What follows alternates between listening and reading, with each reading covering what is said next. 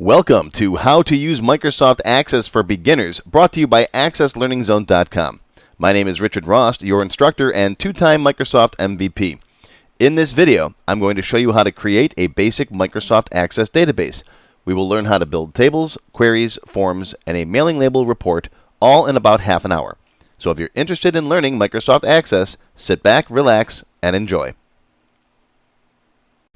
Now here we see I started Microsoft Access, and across the top you can see there's some different templates you can pick from, like asset tracking and contacts and stuff, but I want to build my own database from scratch, so we're going to use blank database.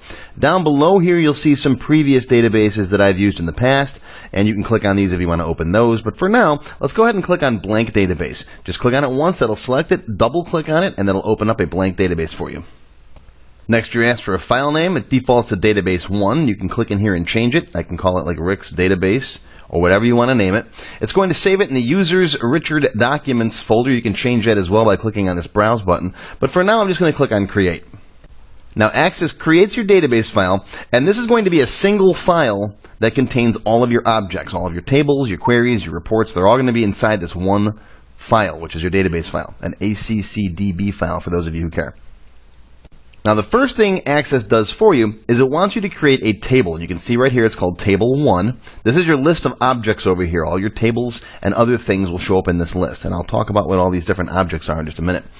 But Table 1 is the first table in your database. Now what is a table? A table basically contains all of the data in your database. Whether you're storing information on customers or orders or business cards or your baseball card collection, all of the data, all the information in your database goes into something called a table. You'll have one or more tables in your database, and you can actually get them to work together. In today's class, as a brief introduction, we're just going to talk about having one table to store information. Now, tables are broken down into fields and records, which if you're used to working with spreadsheets at all, like Microsoft Excel, you're used to rows and columns. Well, in a database, they're just named something differently. In a database, you have fields that store different types of information. For example, first name, last name, address, zip code. Those are all different fields.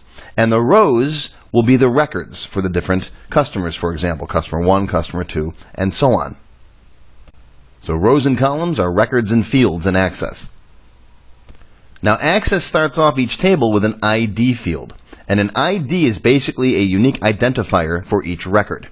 For example, with customers, you'd have a customer ID. With orders, you'd have an order ID. In Access, this is something called an auto number. It's going to start off at 1 and automatically count up as you add records, 1, 2, 3, and so on. And no, you can't change them easily. But you don't have to worry about what these IDs are. That's something Access uses internally. Now we're going to add some additional fields to our table so we can store more information. So I'm going to click right here where it says click to add, and this big list pops up. Short text is good for text fields, things that have numbers and letters. For example, first name, last name, address, those would all be text fields. Numbers for storing numeric values, things that you'll work with every day. There's also large numbers, which go into really, really high values that you probably won't work with unless you're doing scientific information. Currency for dollar amounts. Dates and times, which can store dates and times, both or them together in one field. So you can say like January 5th at 6 p.m. Yes or no. Lookups and relationships we'll talk about in a later class. Rich text is if you want to have formatting, like colors and bold and italics inside one of your fields. Long text is basically like a memo field. You can have lots and lots of information, up to 1 gigabyte of information you can type in there. Attachments, if you want to link a file, like a resume or something, into your table. Hyperlinks, if you want to link to a web page or an email address. And then there's calculated fields, lots of different stuff you can do in here. These are more advanced features, but for today we're going to stick with the basics. So let's pick short text, which is the text field you're going to use most of the time. And right here where it says field 1, we're going to give this field a name. I'm going to type in first name. Now, I don't like to use spaces in my field names. It's just a personal preference. You can if you want to. But trust me, if you get into advanced development and you start programming with VBA, you're going to not want spaces in your field names. So just trust me. All right? I'm going to press enter, and that'll move me over to the next field. Again, let's add short text. And here we'll put in last name. Can you put first name and last name together? You can, but I recommend that you don't. It's better to split this stuff up into separate fields if possible. It makes it much easier. You might want to make a report later that says, Dear Henry, or whatever. And if you've got first name and last name together in the same field, it makes that much more difficult. So I recommend breaking stuff up. Let's add another short text. Let's go with company name.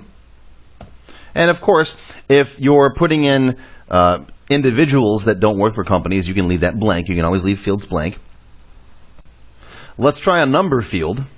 How about employees? Put the number of employees there. And yes, you could put num employees or whatever works for you. Let's put in a currency value of credit limit. How much are they allowed to spend at my company? Let's go with a date time. How about customer since? How long have they been a customer? And you can resize these fields, by the way. If you can't see the entire thing there, you can resize these left and right by clicking on this little divider between them. See that? Right, like that.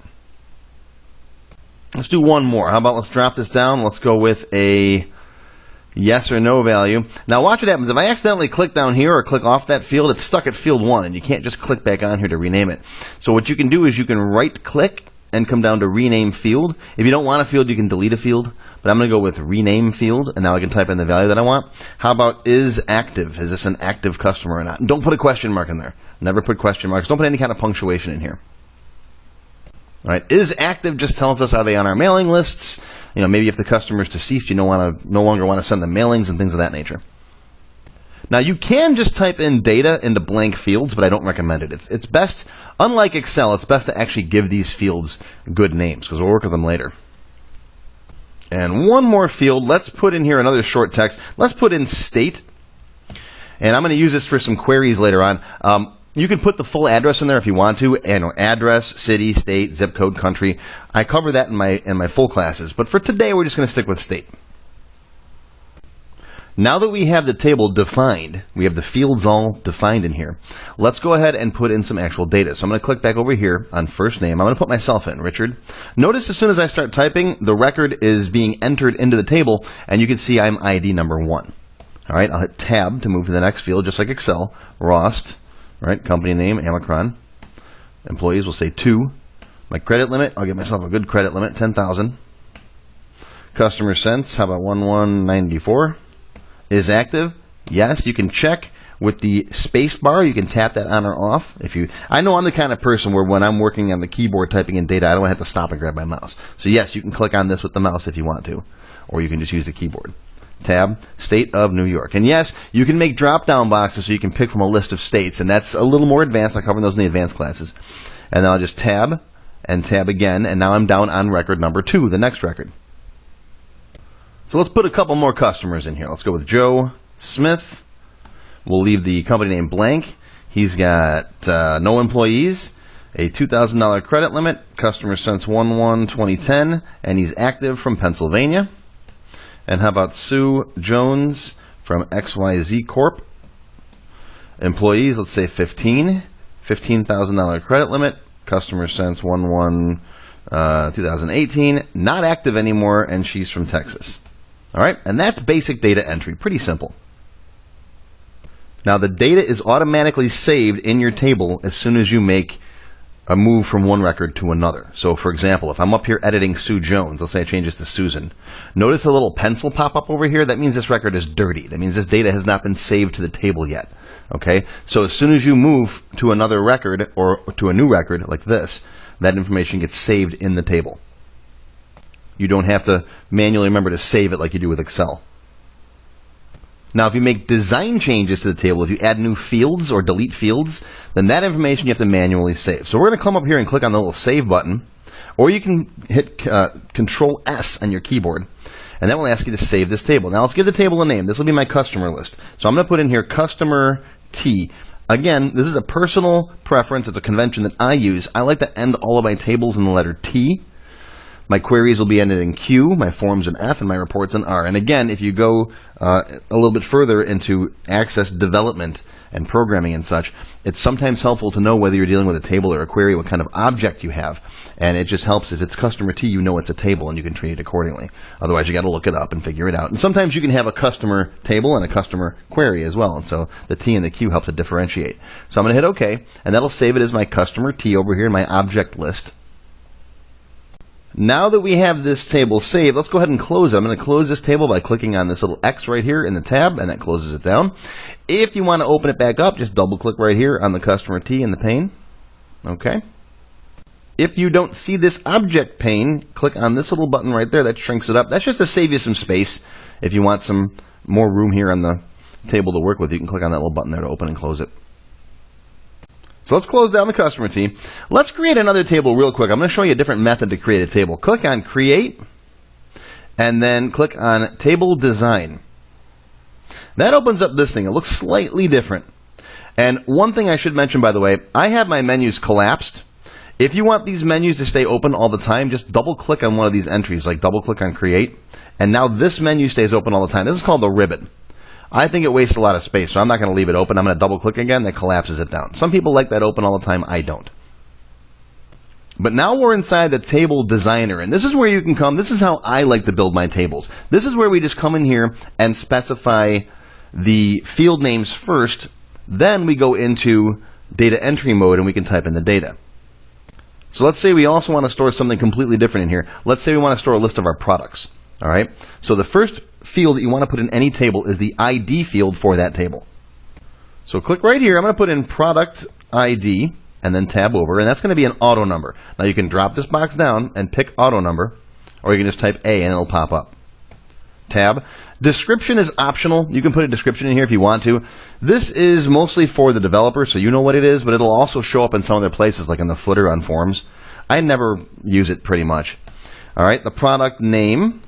I try not to use the word name as a field by itself, because name is a reserved word in Access. When you get into programming, that can cause problems. So, like with customers, we have first name and last name. Well, here I like product name. All right, short text. Short text is going to be what you use most of the time. How about the unit cost? That'll be a currency value. And then maybe quantity in stock. That'll be a number. And there's different number types too. If you look down here, there's long integers and bytes and integers and doubles and decimals. And I cover all of these in my full class. The vast majority of the number type you're going to use is long integer. Those are counting numbers. 1, 2, 3, 4, 5, 6, and they're negatives, for example. If you need fractional values, you can use double or decimal. But I usually use long integer for most things. And then if you want notes, all right, they used to be called memo fields. Now they're called long text. All right, if you're using an older version of Access, before 2007, I think it was called a memo field. Okay, and that's good. We're going to hit Save, Control S, and we would save this as my product T. Okay, now when you save it, it says there's no primary key defined. What's a primary key? Well, a primary key is that one field in each table that Access will use to uniquely identify each record. And we already have that. It's called the product ID. Right? No two products will have the same ID, and it is an auto number. It's just we have to tell Access that's what we want to use as the primary key. Say yes, and it will find it for you. See the little key over here? All right, Access automatically found that as our product ID. Now I'm going to save this again, Control S. All right. Now you can switch right over to view this for data entry mode. It's actually called Data Sheet View. There's a couple ways to get there. You can click on this Design tab here, and then go over here to Data Sheet View, or I'm going to hit Escape. Or you can right-click on the tab header and go to Data Sheet View. That puts you in this, which we remember from before when we made our customer table, right? And you can just come in here and put some data in. Like we can put in here keyboard, and it costs $10, and I have 6 in stock. Right? And how about hard drive, comma, I don't know, what do they go on? 2 terabytes nowadays? Right? $200. It's been a while since I sold computers. Quantity in stock, we have 4, and so on. Okay? Close that, and now we have 2 tables. Do you want to say the layout changes? Layout changes are when you make a change to like the width of a column. All right, that's a layout change. I'll just say yes. Now we have 2 tables in my database here. We have a customer table and we have a product table, and you can open them both up side by side if you want to. Customers and products. Now one thing to note is these tables have nothing to do with each other.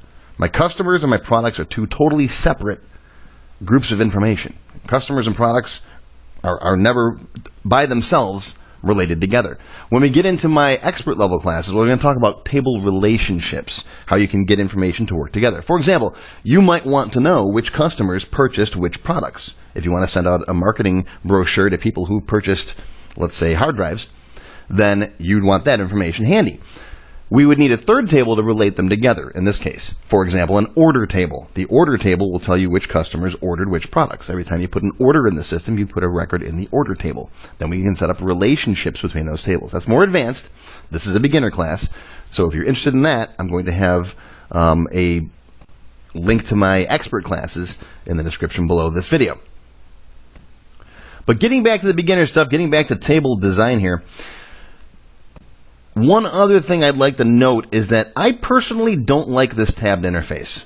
I like to use windows inside of Access. So I'm going to switch my database over to window mode, overlapping window mode. Here's how you do it. Go up to File, and then Options, go to Current Database, and then pick right here under Document Window Options. The default is Tab Documents. I'm going to pick Overlapping Windows. Hit OK. You have to close and reopen the current database. Hit OK. So we're going to have to close this down, restart Access, and right down here on your recent databases, you'll see Rick's database. That's the one we're working with. Or you can click on Open and browse through. And here we go. Now, it says Security Warning. Some active content has been disabled. That is something that you will see when you're opening databases, especially if you get databases from other people. Basically, it is possible for a malicious programmer to put stuff in an Access database in Visual Basic that could do things like delete files on your system. So before accepting a database file or a spreadsheet or a Word document from someone else, all right, make sure it's safe. We built this database ourselves, so we know it's okay. We really don't have anything in this database, but Access is just being careful. So hit Enable Content, and that will mark this database as safe. But now you can see when I open these up, they open up inside of Windows inside of Access. That's the way I prefer it. I like to have my different windows. I can resize them and move them around, and you'll see how this comes in handy when we work with forms. I don't like the tabs across top. Some people do. It's a matter of preference. Okay, let's open up the customer table. Now, sometimes you may not want to see all the information that's there. If you get thousands and thousands of customer records, you might want to filter this so that you can only see, for example, customers from New York. So, how do we do that? Well, come over here where the state field is, drop this little box down, and right down here you can see a thing that says text filters. All right? You can turn off select all and turn on New York, for example. When I hit OK, you'll see that the list has been filtered, so I only see people from New York. Down here it says filtered. See that? You can turn the filter off by just clicking on that button, and there you see everybody again. Let's cheat. Let's change this Texas record here to New York just so we can see it work with more than one record. All right, drop this down, and then we'll pick New York. And there you go. And again, I'll turn the filter off. Let's try another one. Let's see, you only want to see customers who have a $10,000 credit limit or more. Okay, it's a little more advanced. Drop this down. You can pick individual records if you want to, or you can click on this thing called number filters. All right, number filters, and then I'll pick greater than. You can see there's less than, equals, does not equal. Pick greater than. All right, credit limit is greater than or equal to 10,000. And there you go. Now we have a filter on. All right, I'll remove the filter, and there's everybody back again. Can you put both of those filters out at the same time? Sure. Come over here, pick New York, hit OK. Come over here, drop this down, number filters, greater than 10,000, and then hit OK, and there we go. It just so happens that our two people from New York happen to have the bigger credit limits, but that might not always be the case. And if you're working with thousands of records, you can see where this is a lot of work. And you might have someone using your database like a secretary who's not an Access expert. So it'd be nice if you had a simple, quick way to just see this list of records, the people from New York with large credit limits, without having to go through all these steps of opening the table, putting on the state filter, putting on the credit limit filter. So you want to make this quick and simple. That's where queries come in. Okay, the table stores all of the data. And yeah, you can look at it different ways if you know what you're doing. A query is a quick, simple thing that you build that shows you just a specific set of information based on the criteria that you selected. So let's see how we can build a query to show us this information. All right, I'm going to turn the filter off. I almost never use filters in my tables. If I want something like this, unless it's like a one-time thing, most of the time I'll just build a query for it because it's easy. All right, save design changes, sure. So how do we make a query? Well, it's going to be under the Create menu, and then Query Design. You get this window up here that says Show Table. Now, the Show Table is what other tables or queries, you can actually make queries that are based on other queries. But we're going to do tables and then customer T. You can put multiple tables that are related to each other inside a query too. That's more advanced. We'll talk about that in the expert classes. But I'm just going to put customer T in here and then click on Add, and you'll see it pops up in the background. All right, now hit Close. Okay, you can rearrange things if you want to make things easier to see. Like I can grab this bottom of this box and bring it down so I can see all the fields in there. This is your table and the list of fields in the table. Down here are where we're going to put the fields that we want to see in our query. So for example, you may or may not want to see the customer ID. So you can click on it and drag it and drop it right here in the first column if you want to see it. If you don't want to see it, then don't do that. If you've already put it in there and want to get rid of it, just click on this little bar across the top and then hit delete on your keyboard. That'll get rid of a field that's in your query already. I don't particularly care to see the ID in this query. So I'm going to bring in first name. You can double click on them too. Watch this. Double click and there it goes. First name, last name. You can also pick from this drop-down box here. There's a million ways to do things in Access. Everything in Access has at least 3 or 4 different ways. It's a matter of finding whichever way you prefer. All right, first name, last name.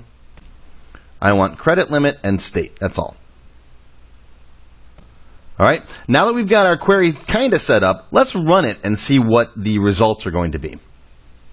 Now, there's a couple of different ways to run the query. If you click on Design under Query Tools, there's a Run button right here. You can click on that. Okay, that's one way. I'll show you a couple ways in a minute.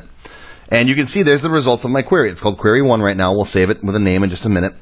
All right, first name, last name, credit limit, state. I haven't put any criteria on yet, so it's just showing me all the records. Okay, let's go back to Design View. Right-click, Design View, or you can use the menu up top if you want to. Right, there's Design View, SQL View, and Data Sheet View. All right, Design View is where you design it like this. You'll also find these buttons right down here in the bottom right corner. All right, that's a nice little addition. Or again, if you have the menu open, there's that. I don't like usually leaving the menus open. The only time I'll usually leave the menu open is when I'm designing forms, because it's easy to have all the controls right there. But I'm going to turn that off for now. So how do I get this list to show me just customers from New York? Well, right here, where it says criteria, type in New York, and then press Tab. Now notice that Access put quotes around the New York. That's okay. Anything that's text has to have quotes around it. But if you forget, Access usually puts them there for you. All right, let's run the query now. Bottom right corner, click on this guy here, Data Sheet View, and there it is. Now it's filtered. Okay, not technically a filter, it's query, but yeah. The results are filtered so you can see just the records from New York. Okay, back to Design View. If you want to see, notice over here where it says criteria, all right, there's or rows too. You can put this or this. If you put them together in the same row, it's an and condition. So if you want to see customers who are from New York who also have a credit limit of at least $10,000, over here you can put greater than or equal to 10,000, like that. That's an and condition, all right, going and across the row. And now if I run the query, you can see it's the same records. Let's change this. Now, the query view here is live. This is live data. All right, you're only seeing certain fields, but any changes that you make at this point will get saved in your table. So if I put in here 5,000, all right, that information just got saved in the table. Now it's still visible in the query because we haven't saved the, we haven't rerun the query. We have to actually close the query and rerun it. So I'm going to go back to Design View and then run it again. And now you can see I'm only seeing customers who are both from New York and have a credit limit of at least $10,000. Let's go back to Design View. If you want to see customers who have a $10,000 credit limit or are from New York, so they match both of those criteria, I'm going to just cut that out, Control X, and paste it down here. I'm going to move it down a row. That's what this or is for. It's this all the way across the row or this all the way across the row. And if I run it now, I can see the customers that are either from New York or have a $10,000 credit limit. So this guy qualifies because he's from New York, and this guy qualifies because of both. And that's how the criteria work in a query. Now, the nice thing about queries is once they're built, you don't have to keep rebuilding them or learn how to do filters or teach people how to do anything other than just simply running the query. So let's save this query. I'm going to Control S and save. We'll save this query as customers from New York, 10,000. So that's 10,000 credit limit. Q. I have to put a Q on the end of all my queries. Okay? And you can name that whatever you want. That's just something that I picked. Let's go ahead and close this query down now. Now, in order to run it, you just double-click on it, and there's your results. And that's all that your end user has to do, or you, if you're the end user. If you want to design it, you can right-click on it and go to Design View and make changes. You can copy and paste this too, if you want to make slightly different ones. You can even do things called parameters, where if you don't know the state or if you don't know the credit limit ahead of time, you can run the query and then it'll ask you, what state do you want? You type in New York. That's something I cover in a future class though. But there's all kinds of things you can do with queries. Now, one of the things with building an Access database is that you don't want your end users to have to work with your tables directly. Plus, this format here isn't very user-friendly. So that's where forms come in. Forms allow us to design a nice, pretty screen, a nice, pretty user interface for our end users. Or, if you're the only one using your database, you can lay out the form fields, right? First name, last name, the fields. You can lay everything out exactly the way you want to see it to make it more user-friendly. Now, I could very easily spend hours going over proper form design and aesthetics, and in my normal classes, my full-length classes, I spend a lot of time on form design. But for today, I'm going to give you the crash course. So let's close down this table. Now, for form design, I like to leave the ribbon open. All right, so just double-click on any one of these guys up here. We're going to be working with the Create tab. This leaves this open, and you'll see in a minute how it's easier to access all the controls and stuff. So step one, click on the table that has the data in it. This is the table that we're going to be basing our form off of. All the customer information is stored in the customer table. Step two, go to Create, and then click on Form. And Access builds for you this thing right here. This is a user form. Now, once again, I hate to keep mentioning this, but in my full Access tutorials, and you can watch them free on YouTube, I do cover building forms from scratch, but this is a quick way to build a simple form using Access's built-in form designer. If you want to learn form design from scratch, go watch my full-length Access beginner classes. And yes, again, level 1 is free. But here you can see all the fields, right? There's ID, first name, last name, company name. You can resize these if you don't want them to be that big, like you don't need first name to be double height. Same thing with last name, you can do that, right? Company name. You can resize them this way too if you don't want that column to be quite so wide. Right? Same thing with this column over here. Alright, state doesn't have to be that big. Okay, that's basic form design. We can save this, Control S, save this. I'm going to save this as customer F. I like to put F on the end of all my form names. Again, that's one of my personal conventions. And you can close this form, double click on it to open it back up again. You can move through the different records by clicking on these navigation buttons down here. This goes to the next record, the previous record. This goes to the first record and the last record. And if you want to add a blank new record, click on this button right there. That'll go to a blank new record. Press Tab, and you can see you can tab through the fields. So first name, Alice Smith, right? No company, no employees, $10 credit limit. If you don't have information like customer sense, if you don't know it, leave it blank. That's fine. Or state or is active, right? We'll mark her active and put state of Florida.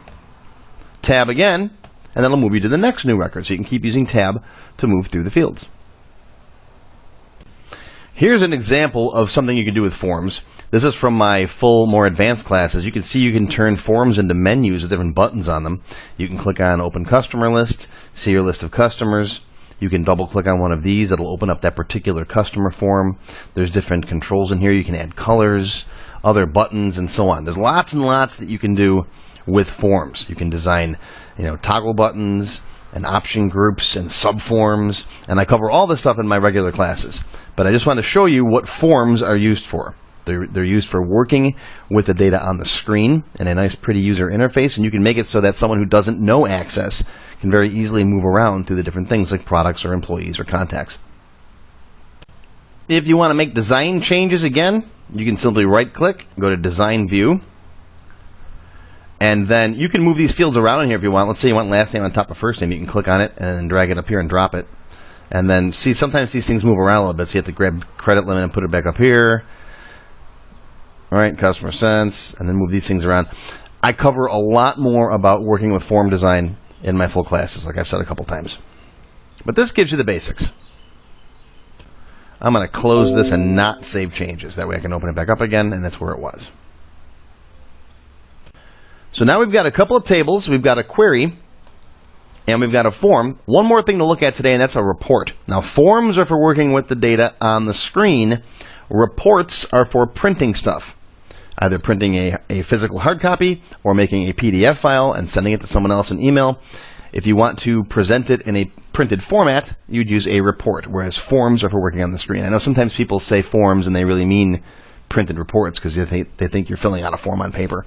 But in Access terminology, a form you work with on the screen and a report you print out. So let's make a simple report. Now, the coolest report that I think is the mailing label report. So we're going to go to Create. And then over on Reports over here, you can create basic reports. You can put charts in them, all kinds of things. There is a wizard you can run through that helps you with some of the standard customized reports. But I want to go to Labels. I love the Label Wizard. This guy's pretty cool. It lets you make mailing labels. Now, I personally use Avery labels, or labels that are compatible with the Avery style. The 5160 is the one that I use. That gives you 30 labels on a page. It's 3 across and 10 down. I'm going to pick that guy. You can pick from any format you want in this list. Hit Next. The label appearance, the font, right? I'm going to go with the defaults, Arial 8-point. You can change this if you want to. Hit Next. Now we build what's called the prototype label. That's basically taking these fields from over here and making a label out of them over on this side. So I don't care about ID for my labels, for my mailing labels. I want first name, so you can double-click on it here, or you can click on this little button right there. Press spacebar. That'll put a space between first name and last name. Right? Double-click on last name. There you go. Enter. Company name. Enter. Now here's where you'd put address and city, but we don't have those. We just put state in our database, so pick state. And you could do city, space, state, comma, space, zip if you want to. But that's all we've got. All right, hit the next button. You can sort them by one or more fields. Let's sort by last name and then by first name. So if two last names are the same, like Smith, it'll sort by first name. Click on Next. All right, I'm going to change the name of this to my mailing label R, or if you want to be more specific, you could do customer mailing label, because you could have mailing labels for vendors too if you have a vendor table. Customer mailing label R, and then we'll see the labels as they will look printed. Then hit Next. Let's see here what we got. Oh, Finish.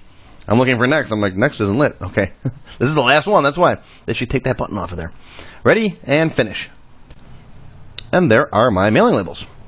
All right, with all the information that you have. Notice if you don't have a field like the company name, it just shrinks it up and you don't see it. But if you zoom out, you can click to zoom out and see how my mouse pointer is a little magnifying glass. You can zoom in and out. That's what it will look when you print it. And to print it, you can just right-click and go to Print, or there's Print up here on the top. You can export it as a PDF. You can do all kinds of stuff. And so that's basically how you create a report. And you can do all kinds of things. You can make reports that are invoices. You can do customer lists. You can do all kinds of stuff with Access. If you want to make design changes, you can right-click and go to Design View and come in here and make design changes. There's one label. But honestly, it's so easy to make mailing labels. It's easier just to recreate them from scratch running through the wizard if you want to edit this label. Unless you want to do something simple like move a field like down here like that. Okay? I'm going to put that back where it was. Or just close it and don't save it. There you go. So there are the 4 basic objects that you work with in an Access database. You got tables to store the data. All the data in this database is actually stored in the tables. There is no data in your queries, forms, or reports. Those are for display purposes only.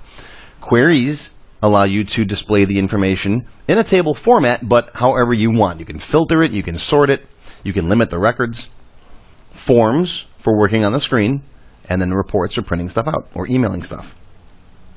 Now, if you click on Create up top here, you will see there are some templates that you can use. There are tables, queries, forms, reports. There are macros and modules you can also build. These are more advanced. I cover them in my advanced and developer classes. You can actually add the full power of the Visual Basic programming language right inside of your Access databases. There's tons and tons you can do. Before I was into training, I was a Access developer by trade, and so I built some pretty complicated databases in my day. So there's all kinds of stuff you can do. People who say that Microsoft Access isn't a powerful database don't understand it. It really is a good database. And if you are concerned about security or size limitations, you can use Access to develop your front end and put your data, your tables and such, in SQL Server or an online web server, and just use Access to connect to that. So there's all kinds of different things you can do. And yes, Access is, in my opinion, the best desktop database development tool.